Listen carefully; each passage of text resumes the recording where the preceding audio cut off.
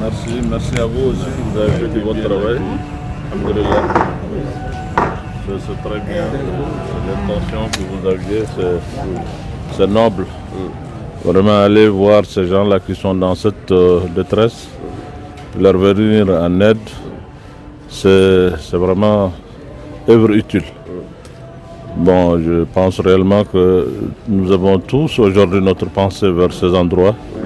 Nous prions vraiment pour qu'il y ait la paix, la concorde et que tous puissent vraiment revenir dans l'ordre et que désormais que des situations comme ça soient vraiment pour nous vraiment de tristes souvenirs auxquels on ne sera pas encore confrontés. Bon, c'est la vie c'est des hauts et des bas, il y a des choses comme ça, mais moi j'y crois, Inch'Allah, que c'est des choses qui vont passer, Inch'Allah. Merci vraiment pour cette intention noble. Merci aussi pour tout ce que vous êtes en train de faire pour le pays et pour vous-même. Parce que l'avenir du pays, ça se repose sur vos épaules. Ce n'est pas facile. Ce n'est pas facile de faire du bon travail. Détruire, c'est très facile, on n'apprend pas ça.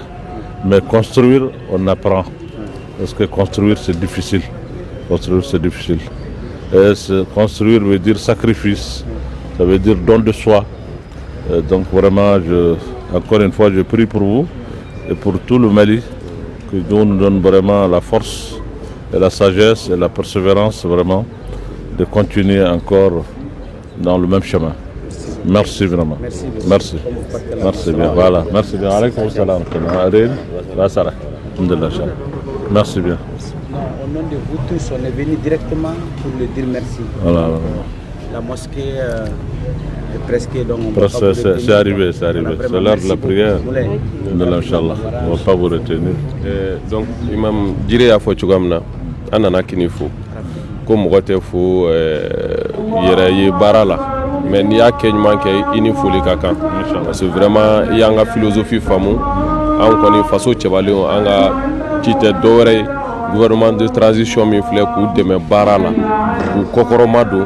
Kasurasu Kokoromado intoxi beke ko luboy no vraiment pour que mo ko se ka famu ko jamana ye be détail anga nyeshi jamana ko ima folo ni jamana ko bana ce moment et ka fo politique mo ko ye politique kala beke ni ala mali gardige do mina o be fanga soro donc an ko ka barayo de ka naki il faut ki wale nyumando ya ndemeli mi ke hakilina nyuma ni musakala vraiment ka fo jema ka me jema ka don k'a fɔ alimamiya in dɔrɔn tɛ i bɛ ka baara wɛrɛw kɛ ka jeunes dɛmɛ fɛn wɛrɛw la donc o de kun don ka foli lase ma. Merci.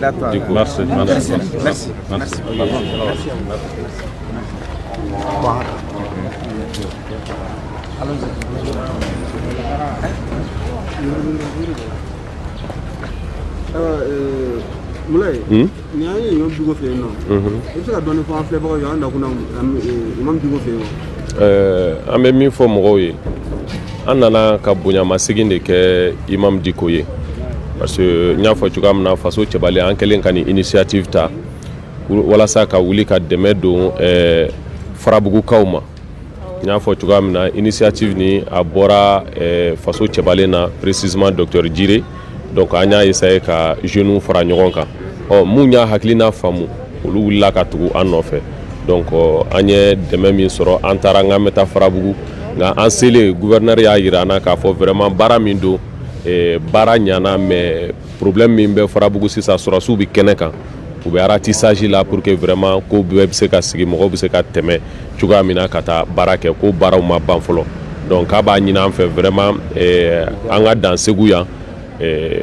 Donc an n'a kumara an ye ɲɔgɔn faamu ani furaw ni fɛnw min taara an y'a bɛɛ bila gouverneur ka bolo kan ka bonya da a kɔrɔ ni ala sɔnna a ma dɛmɛ wɛrɛw sera Farabugu min n'anw ta tɛ kelen ye donc ninnu min fɛnɛ taalen filɛ gouverneur ko a ma k'a bɛ se a seyɔrɔ ɲuman na n'i y'a ye an sera Imam Diko fɛ an selen ɲa an kɛlen ka hakilina in ta an nana fɔ Imam ye a diyara a ye a bɛnna a ma a ye hakilina ɲumanw d'a ma k'an dɛmɛ ni musakaw ye ka duwawu k'an ye.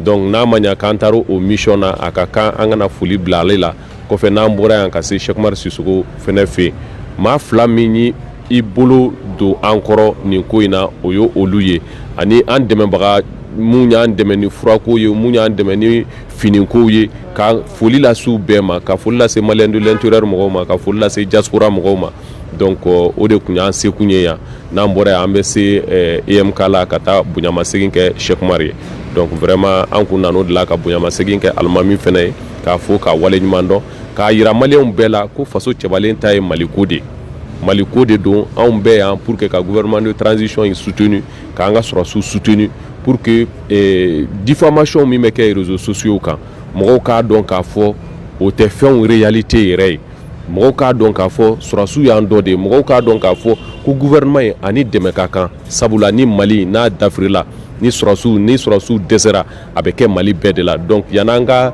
to réseau kan ka mɔgɔw la décourager ka troupeau la démoraliser sur le terrain ka mɔgɔw su ka kɛ fanga kan an ka tiɲɛ fɔ mɔgɔw ye fɛnw bɛ cogoya min na sinon anw taara gouverneur y'an kunbɛn basi foyi kun t'a la a y'a expliquer an ye k'a fɔ a ye sɔrɔsiw bɛ terrain kan u bɛ farabugu u bɛ ratissage la pour que ka corridor siraw labɛn mɔgɔw ka tɛmɛ donc n'o fɔra an ye vraiment an ye ɲɔgɔn faamu donc an nana ko o fɛngɛw de kɛ ka foli di maliyɛn bɛɛ ma k'a fɔ faso cɛbalen yɛrɛ kɔrɔ ye sɔrɔsi Mali cɛ n'a muso bɛɛ de kan ka i kɛ sɔrɔsiw ye bi ka politiki kɛlɛ bila kɛrɛfɛ ka jamana in kɔkɔrɔma don sinon faso cɛbalen tɛ dɔwɛrɛ foyi ye an de ni sɔrɔsiw ye kelen donc an ka foliw d'u ma k'u encourager réseau kan an ka n'u démoraliser k'a fɔ k'an bɛ fɛnw fɔ n'i y'a ye anw bɛ Bamakɔ yan bi ne filɛ nin ye kuma la micro la n k'olu de kangalen b'an ni yɔrɔ dɔ cɛ donc an k'a lajɛ an ka fɛn dɔw dabila an tɛ politiki mɔgɔ ye donc ka foli di maliyɛn bɛɛ ma aw min yɛrɛ wulila ka tugu an nɔfɛ mission na journaliste